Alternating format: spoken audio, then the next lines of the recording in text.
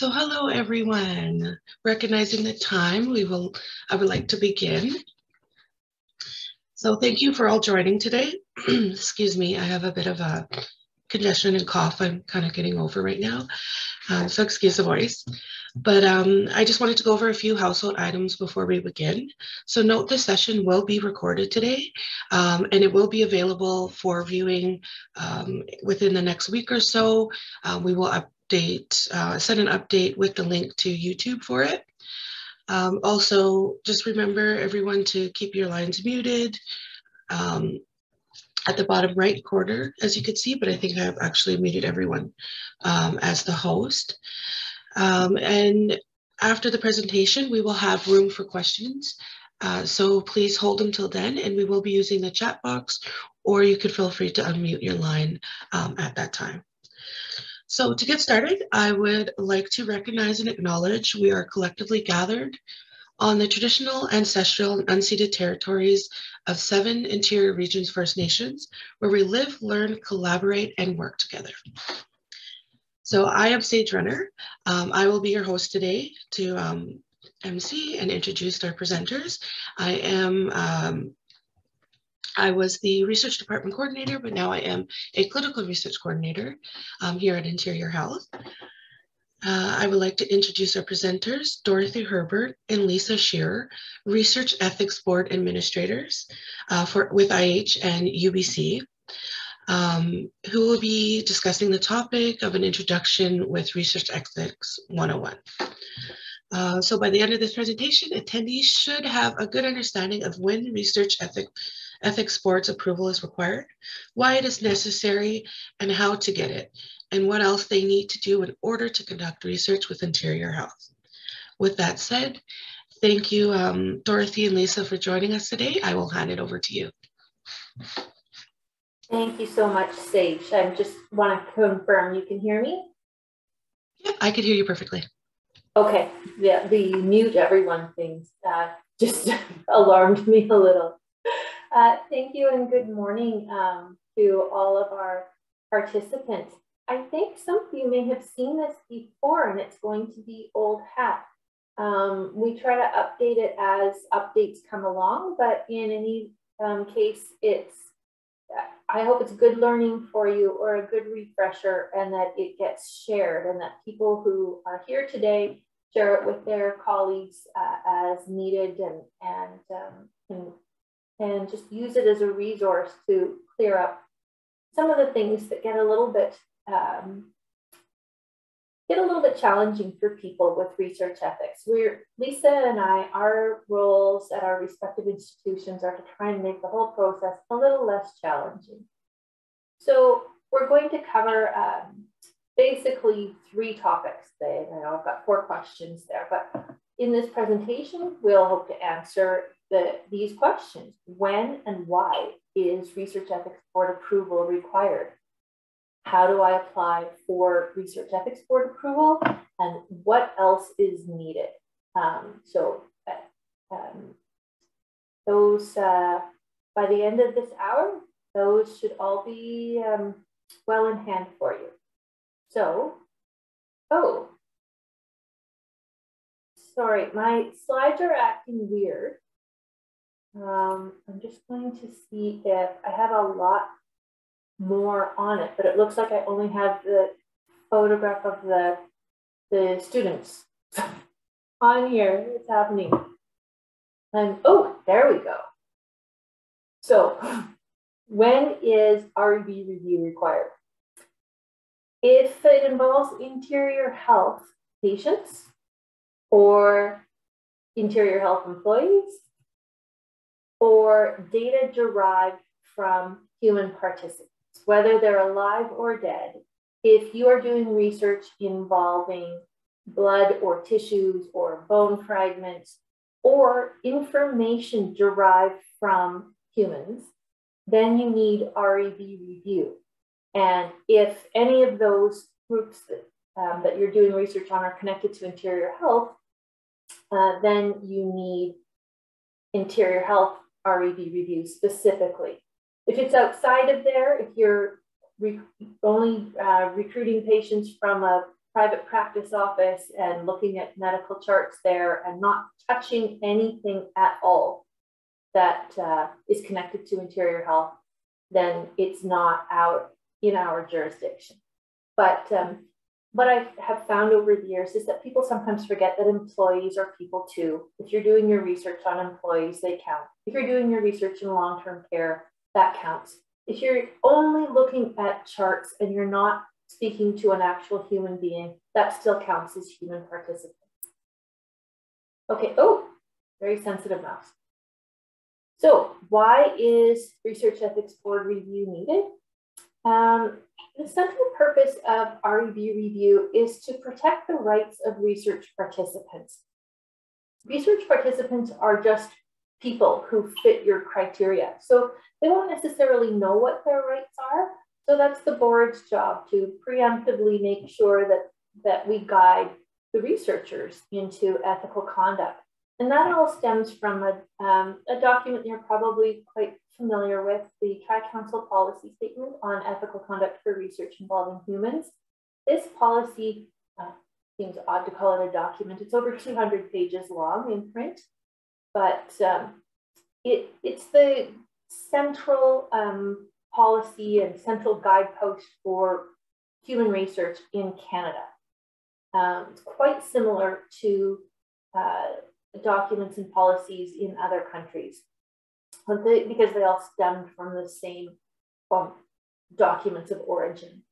And that's an entirely different lecture, but we could talk about that sometime. Now, to learn about TCPS2, you can do a tutorial. It's free, it's online, takes about half an hour per module, and it's divided into 10 modules. 8 of them are mandatory. The 2 that they haven't made mandatory yet, I highly recommend. So it's a requirement to complete this if you're doing research that involves more than minimal risk.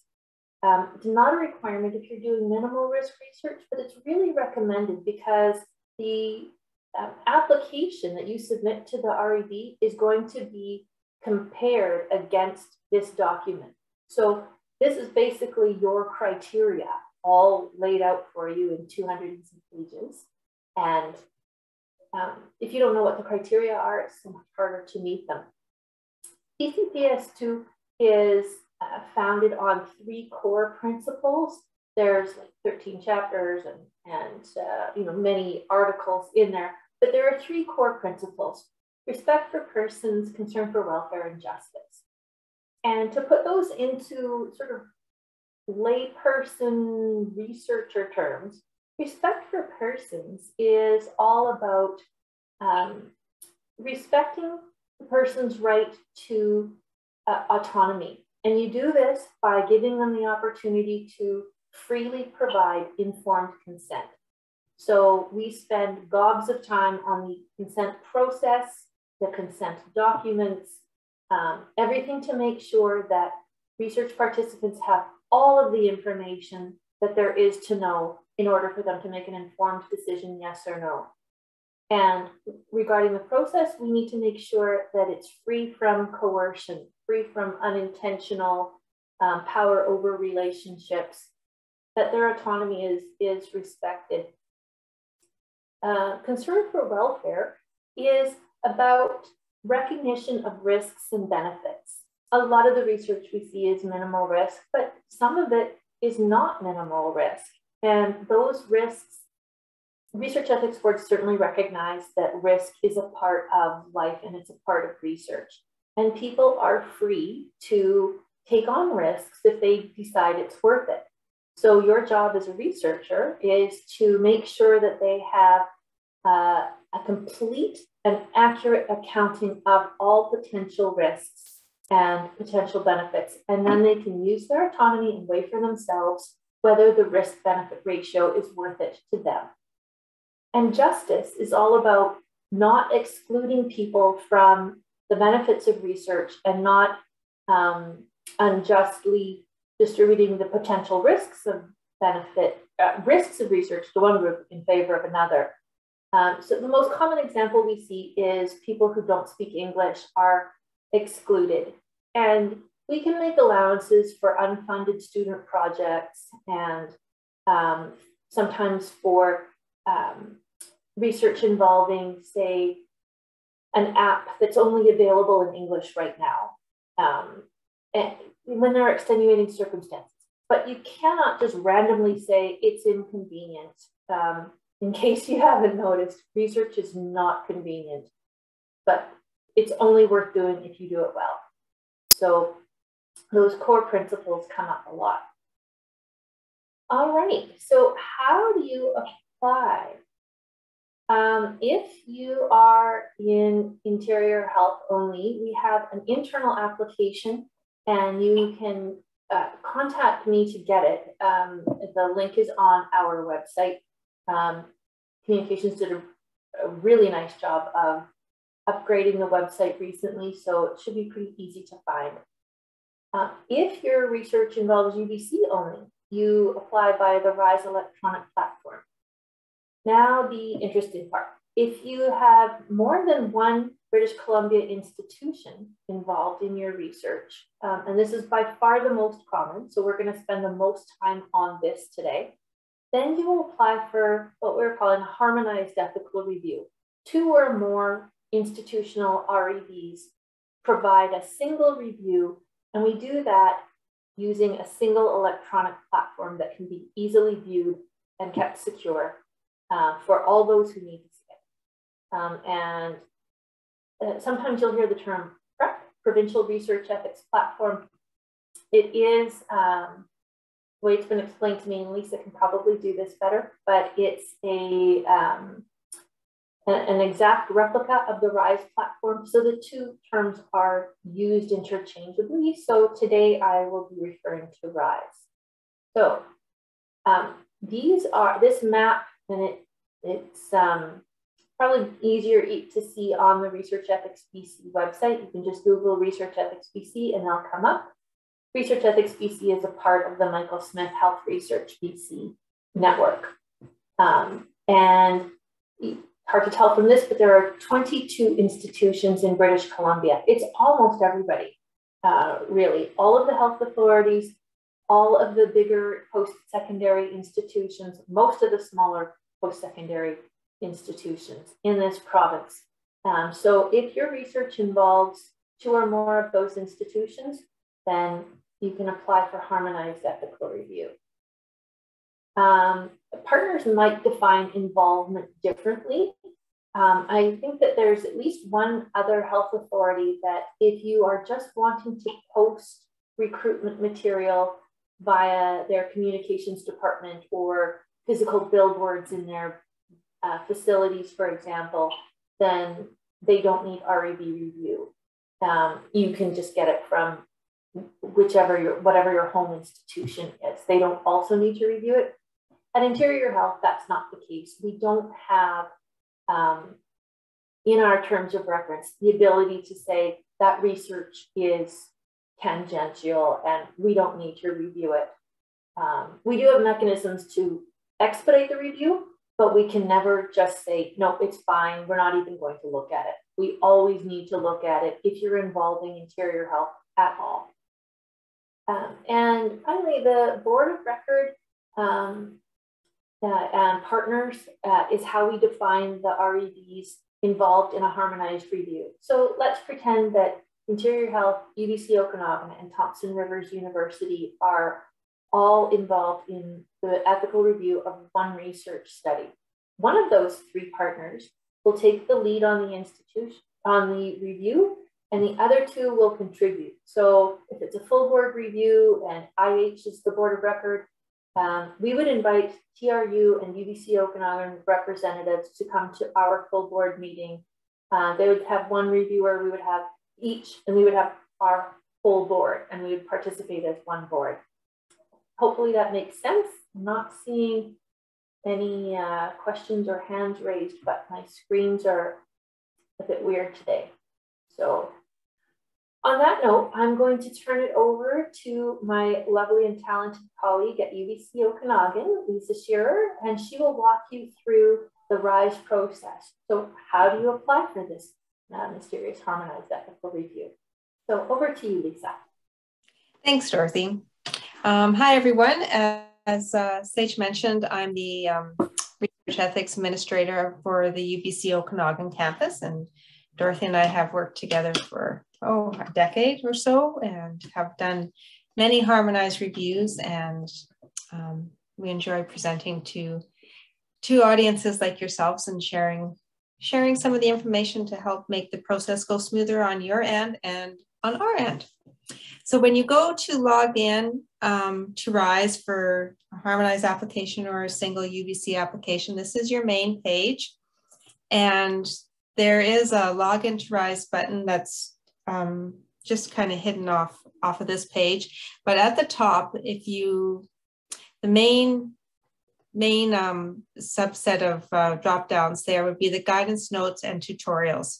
When you're on the RISE website, that section will have some common questions, some guidance notes for using online surveys, some guidance notes for using Zoom for remote interviews, which is commonplace during these times. It has a consent form template with some standard wording. So there's a lot of good information and resources that can be found under the guidance notes and tutorials section. And the RISE login and registration drop down at the top, that is where if you need CWL access or a RISE identification number to access the system, that is where you will go for the instructions. So next slide, Dorothy. So before you start your application, there's some pre-work to do. You need CWL campus-wide login access to enter the RISE, the PrEP system. And so from that tab on the previous screen, that's where you obtain that information, and you can go ahead and do it on by yourself. You don't need to contact Dorothy or I to do that. And then after you have the CWL access, you'll self-register for RISE access. And it's usually pretty straightforward, but if you have any questions, there is a contact information for RISE support, or otherwise you can just email myself and I can pass you on. And step 3 is to make sure that you have done the tutorial. Dorothy mentioned that earlier, so that's really the only official training in research ethics that there is out there right now. So you have to have that tutorial complete before you go ahead and submit the application. You might be like, well, I can do it after or during while I work on the application, but that kind of defeats the purpose because it does provide a lot of good detail about recruitment and the consent process and keeping data safe, which are all things that you're going to have to address in the application.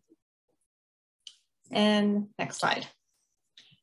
So once you're in the RISE system and you're going to start an application, there's options, your options for what process you want to do are always found on the left-hand side menu. So the first time you log in, you'll be asked to verify your profile details. And then after that, you'll be taken to the RISE homepage, which is where you'll start your application.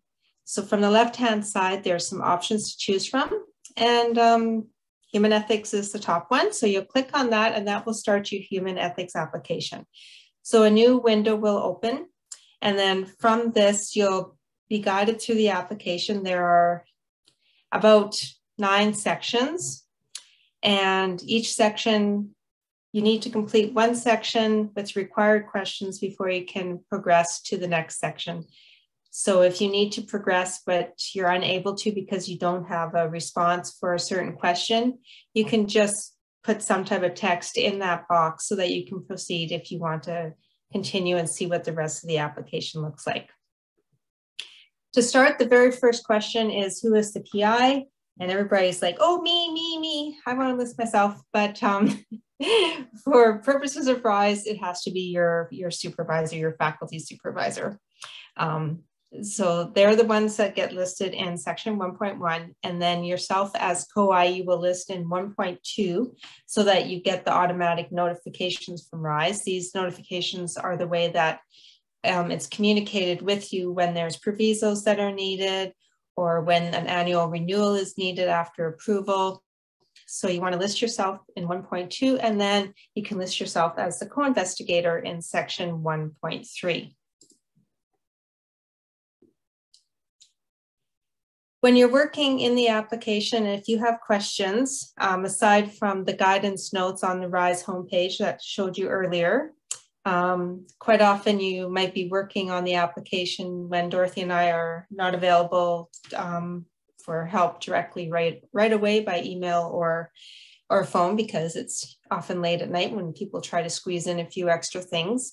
So to help you out, beside each of the questions, there is a blue circle with a question mark. And when you click on that, that will open up some guidance notes to give you some clarification as to what the question is looking for. And also if there's additional links where you can go for more details, that will be included in that guidance note box as well.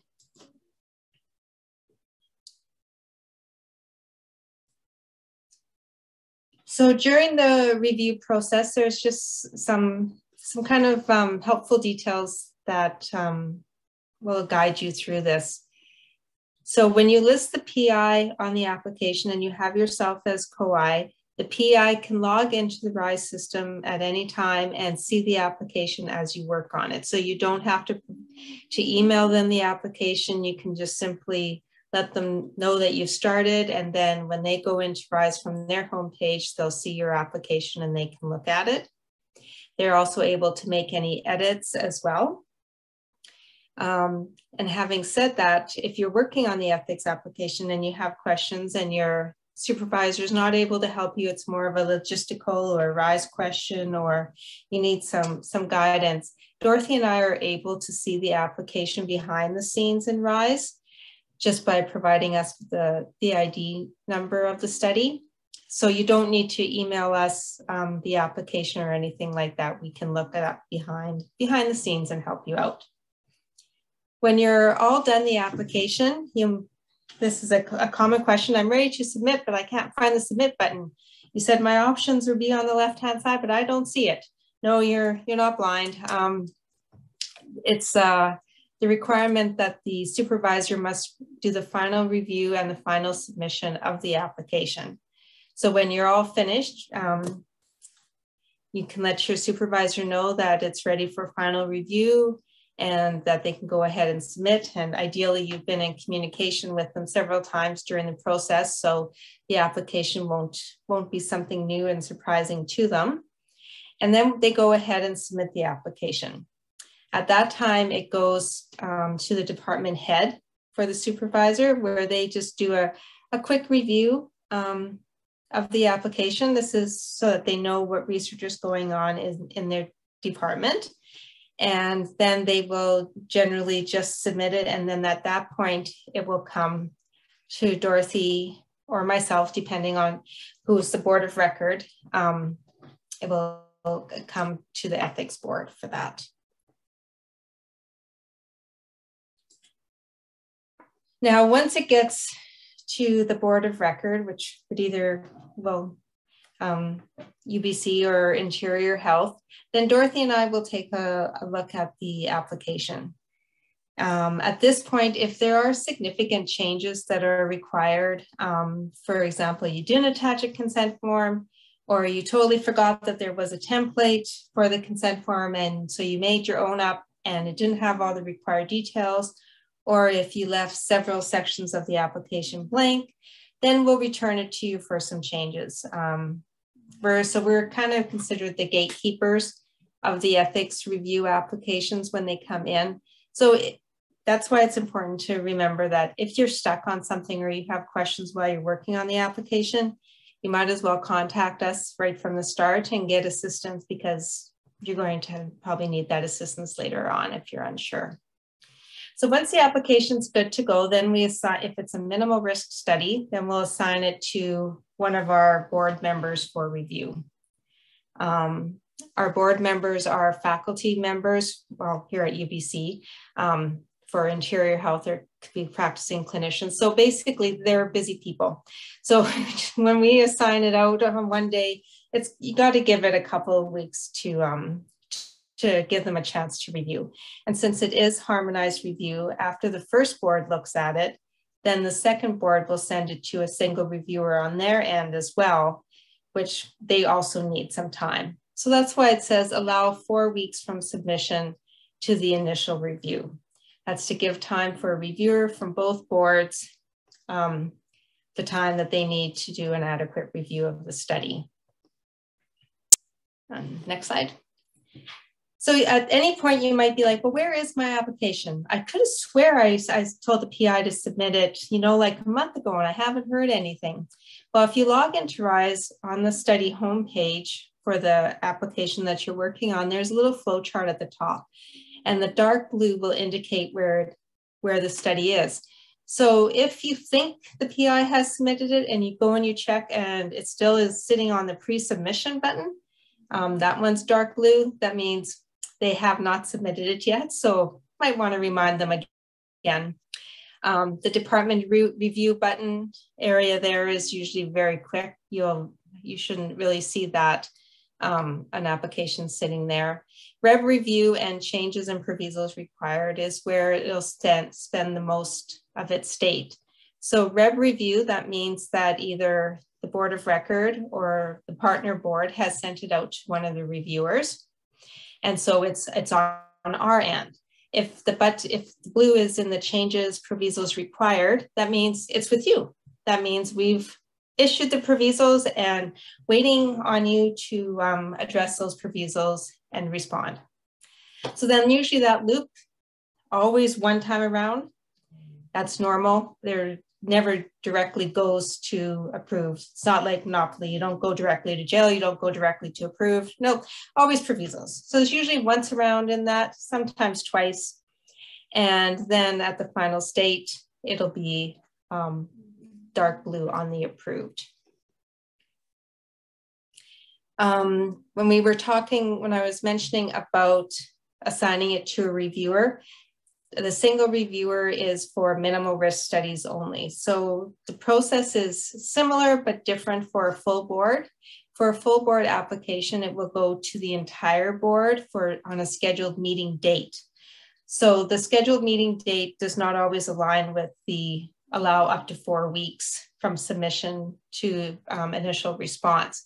It'll be time from the meeting date after that. So if you submit your application, but the meeting isn't for 3 weeks, you're not going to get any provisos until a decent amount of time has passed from the full board meeting, because it takes time to consolidate all the comments from both boards and put them into RISE and send them back to you so that you could address them. Common question we get is, how long till I get the approval, the stamp of approval? On average, for expedited studies, it's about 5 to 6 weeks.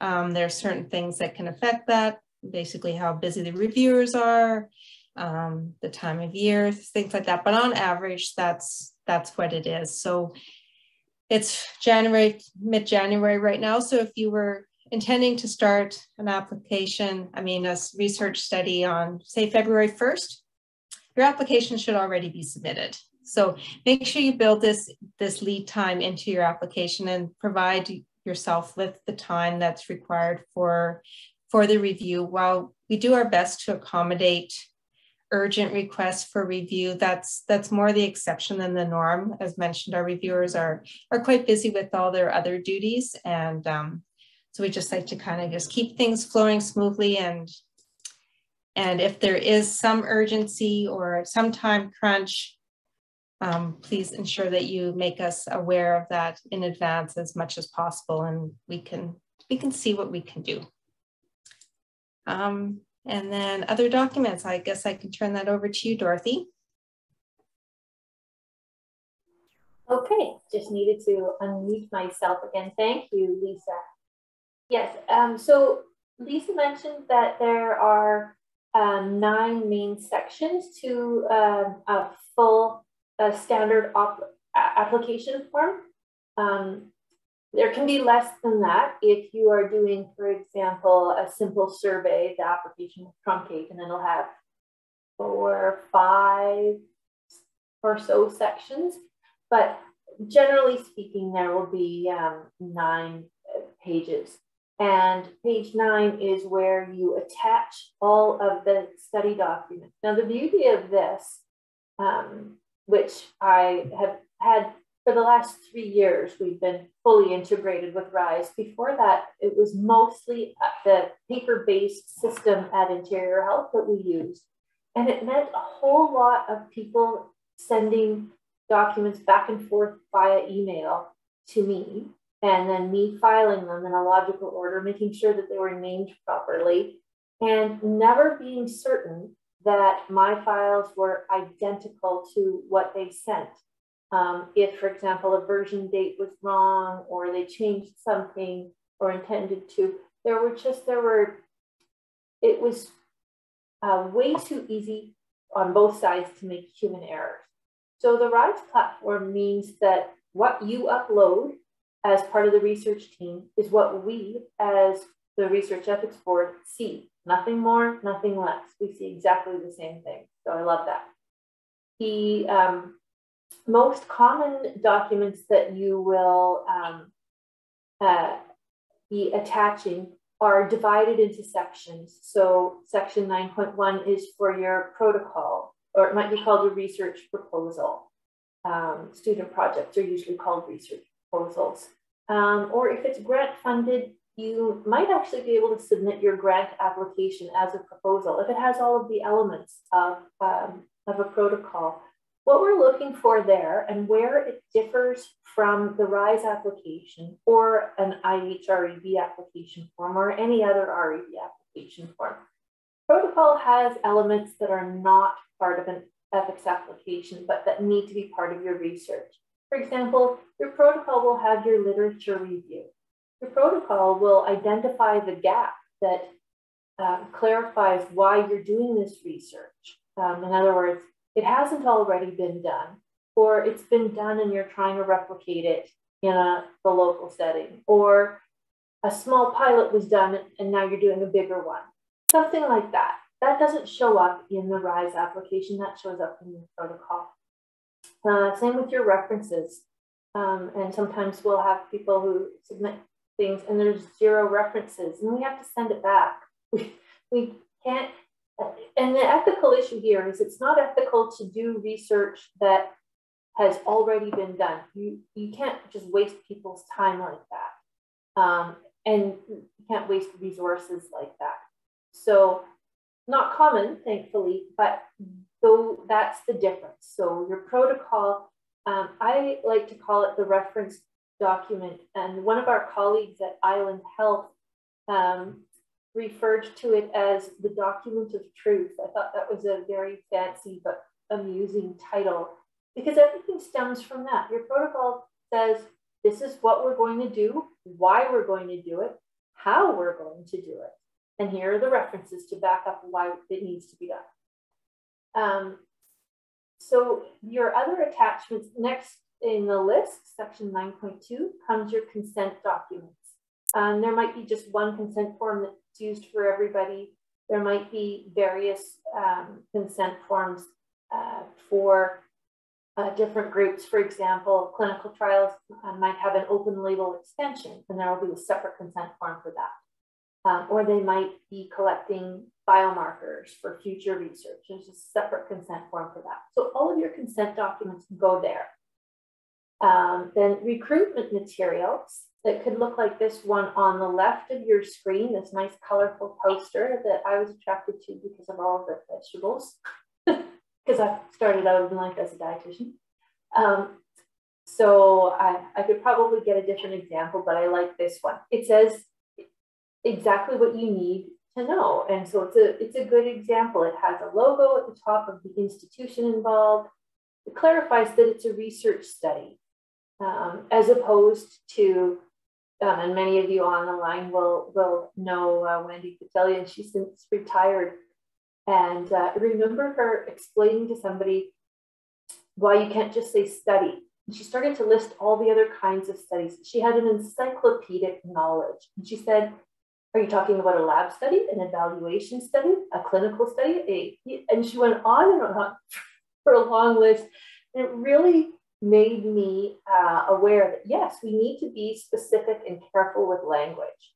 So this recruitment document says research study looking for male volunteers. There's a typo there. Oh, I'm gonna have to get a new one. Then it tells you what it's about, a couple of the inclusion criteria, and who to contact if you're looking for more information. What we don't like to see on a recruitment document is so much information crammed in there that it's a very busy document and it repeats a lot of consent information. To be effective, this should be like an ad. It should have the information that you need in an easy, accessible format. And then on the right here, we have an example of a consent form. And consent forms, probably everybody attending today knows that most of them are too long and complicated to show up easily on a single slide. But there are lots of, there's lots of good information out there on how to create one. If you need to create one from scratch, the UBCO Okanagan REB has a wonderful template. In fact, all of the UBC boards have templates available. So Interior Health hasn't created a separate one because we work so closely with our partners and because we're not always the board of record. And also because we review all different kinds of research. UBCO reviews just behavioral. UBC Clinical reviews just clinical. You might need a different consent form if you're just doing a survey.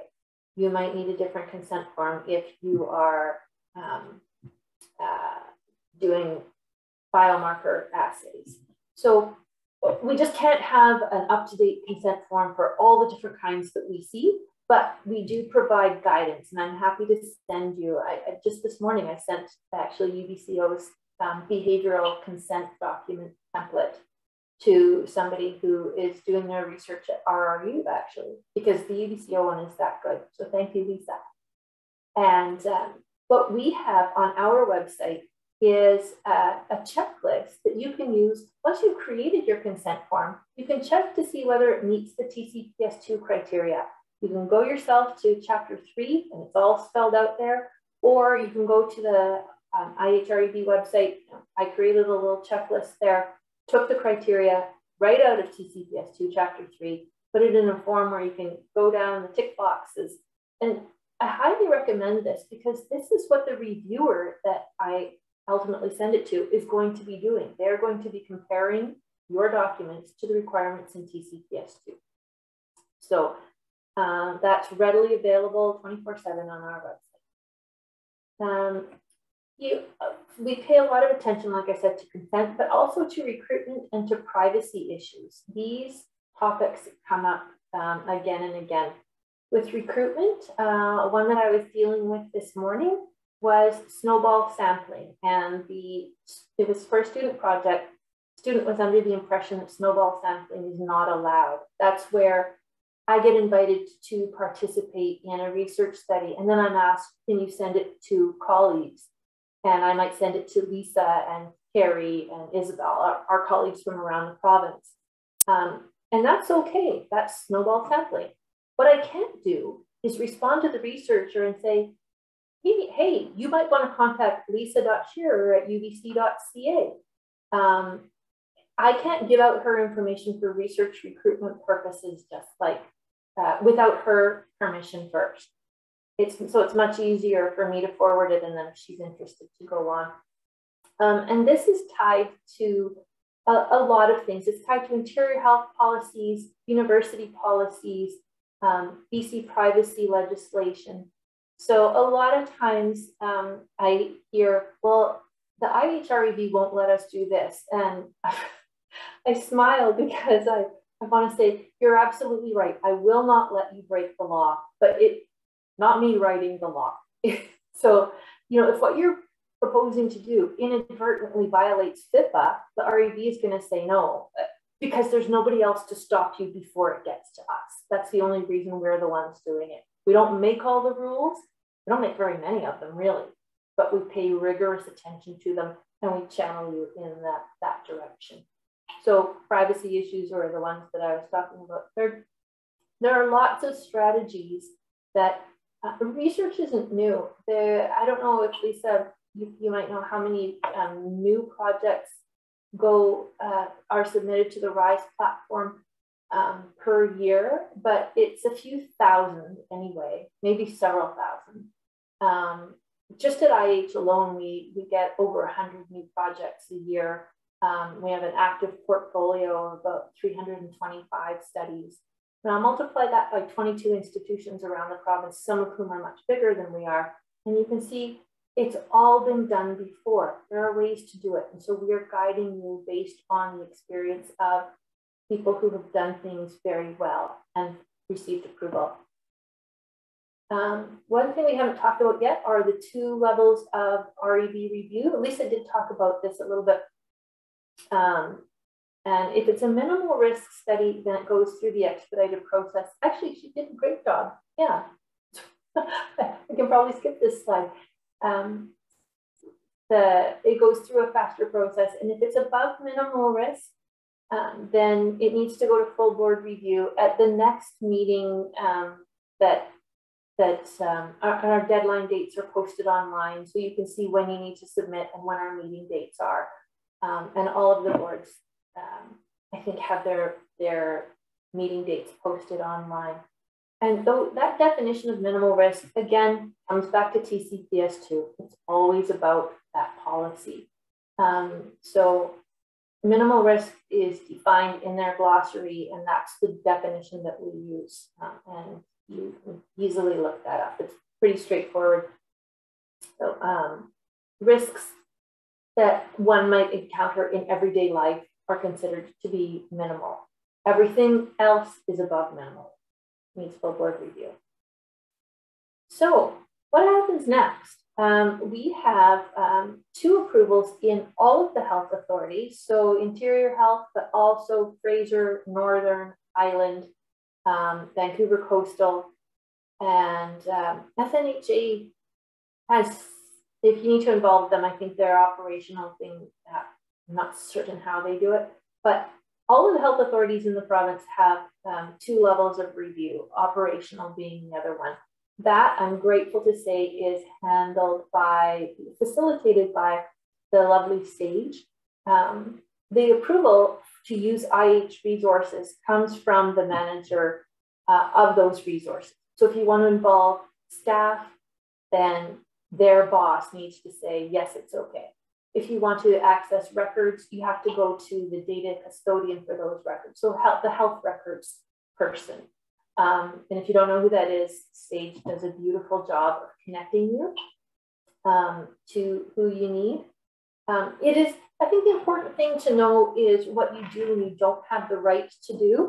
The most common example, just because you have access to Meditech or patient records or employee personnel records or any other data in the custody of IH, if you can access it for your job, then there are IH administrative policies saying you can only access that for the purposes of your job. Research is separate from that, and you need approval from the custodian of those records. If you are the custodian of those records, you need to go up a level. And we have no hesitation in saying, all right, if you report to a vice president, yes, we will bother that vice president and ask them for their approval. You can't approve use of IH resources for your own research. Once you get both ethical and operational approval, you'll get a nice little certificate of approval from the research ethics boards involved, and a separate one when the operational approval is there that says institutional approval is granted. And then you get started, and this is all lovely. And then you might need to change something or adapt something. And that's easy enough. You can submit an amendment. So in the RISE platform, there's a post-approval activities tab on the study homepage. You do the same thing. You create a new post-approval activity. You indicate what kind of activity it is. If you need to make a change, then it's an amendment. If many months have elapsed since you got your initial approval and you're not finished, you need to apply for renewal.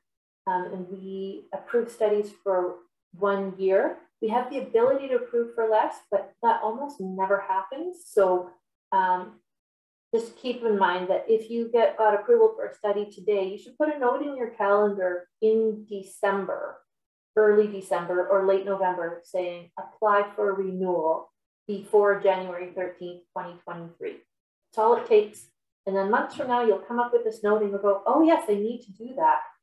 If you don't, and your approval lapses, you do not have the institution's permission to conduct any research activity until you have applied for renewal. And at IH, if you've allowed your approval to lapse, then it needs to be reviewed by our chair. It's not a simple delegated process anymore. So you need to allow a little bit more time. So all that to say, it's a hassle if you're not organized, but it's simple to organize yourself.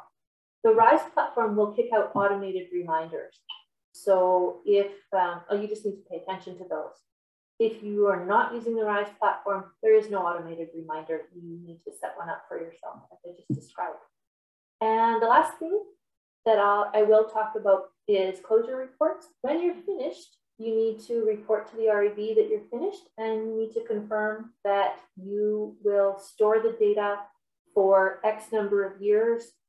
The standard is 5, unless it's a clinical trial, then the standard is 25. That might change, but it hasn't changed yet. And you need to tell us, confirm that you are going to adhere to safe storage requirements and that you'll destroy the data after a period of years. It's really just confirming that you will do what you said you would do back at the beginning. We just have a couple more slides and we're running low on time. This regarding COVID-19, I think on a previous iteration of this presentation, Lisa and I have done together a few times now, SARS-CoV-2 related studies had priority for review. That's less the case now because we are 22 months into this pandemic. So it's kind of normal now, but that could still happen. The important thing for you to remember is that all of the directives that apply to you need to be followed. So again, the REB doesn't dictate what can happen. UBC as an institution dictates what can happen under their watch. Interior Health, we get our orders from the medical health officer. And then all of us in BC get our orders from Bonnie Henry, our provincial health officer. And if you're using other institutions, an example that comes to mind is the Métis Friendship Centers that are involved in the study that we looked at recently. They have their own, and you need to follow their safety precautions as well. So it could be 3 or 4 different institutional directives you have to follow. They're all about keeping people safe, and so they're going to overlap considerably, but you do need to be aware of what they are. We do advise against using research methods that require in-person contact. We keep thinking, oh, it's going to, at least I do, keep thinking, oh, it's going to get better. And then we get Omicron, which is perhaps less severe, but also more transmissible. So, you don't want to be doing things in person if you can avoid it. The operational review might take longer. I have colleagues, I sit in the professional practice office. My colleagues have been run ragged for almost 2 years dealing with this pandemic. And as Lisa pointed out, her board members are faculty. They've got a whole lot of other obligations. My board members are mostly clinicians or other IH employees, and they have big, demanding, full-time jobs that take more than 40 hours a week already. The same is true for the people who are doing operational reviews. So if you need operational approval, if you need to use some IH resources, you should probably make sure early on in the process that IH is getting something out of it, that you are going to the manager saying, I'd like to borrow some of your staff, or, you know, have them participate for an hour on work time, but this is what I will deliver to you. That's how I would do it, so that they have a good reason to say yes. And we don't have any control over the operational review, so that's all I'll say on that. Now, resources, there's all kinds of things. I will PDF this presentation and send it to Sage so that it can be shared. Sage, if that's all right. I can't see you on my screen. I'm sharing. No, that works perfectly, Dorothy. Thank you. Thank you. So there's a list of them. Some of them I've mentioned already. They're going to be fairly obvious. I'll scroll through them quickly. We talked about sample forms, how to get a hold of Lisa or me. If you have a RISE question, she's so much better. But if you're an IH employee, then you can come to me. And if I don't know the answer, I'll go to her. That's kind of how it works. And there are resources, like I said, UBC has 6 different boards and they each have resources. So for example, if you are doing research with children for the first time, you're going to need an assent form. BC Children's Hospital has templates for different age ranges, because obviously a 7-year-old needs a different assent form from a 14-year-old. And they've got templates and guidance notes, and there's so much available at your fingertips. And I think, yep, that is the end of it. So thank you so much. I'm sorry I didn't leave much time for questions, but I'll stay as long as needed, and I'll stop talking now. Turn it back to you. Thank you, Dorothy, and thank you, Lisa. I always appreciate you guys presenting to us. So if anyone has any questions, feel free to use the chat box or to use to unmute yourself. We do have about 6 more minutes. But like Dorothy and Lisa said, they can also answer questions via email, and we will send out this information to the group once this is done.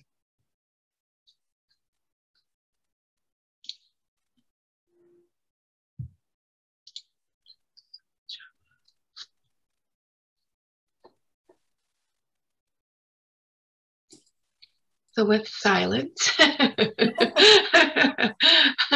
I take that as no questions yet, but I'm sure they're percolating. So we will let you guys off a few minutes early, give you back some time. But thank you so much, Dorothy and Lisa, for presenting to us. We always love having you guys, you know, on behalf of the research department and everyone. So, you know, have a good day, and everyone out there, stay safe, stay healthy. And, you know, I hope there's some sunshine where you're at. Yes, I'm actually, yeah, I see that now, that there's some blue sky and some sunshine. Oh, good. And all this rain and snow. So. Yes, exactly. All this gloominess. I need some sun. Okay, everyone. Well, have a good afternoon. I will see you guys, and we will get those your presentation notes out to the group. Thanks. Thank you. Thank you. Bye, everyone.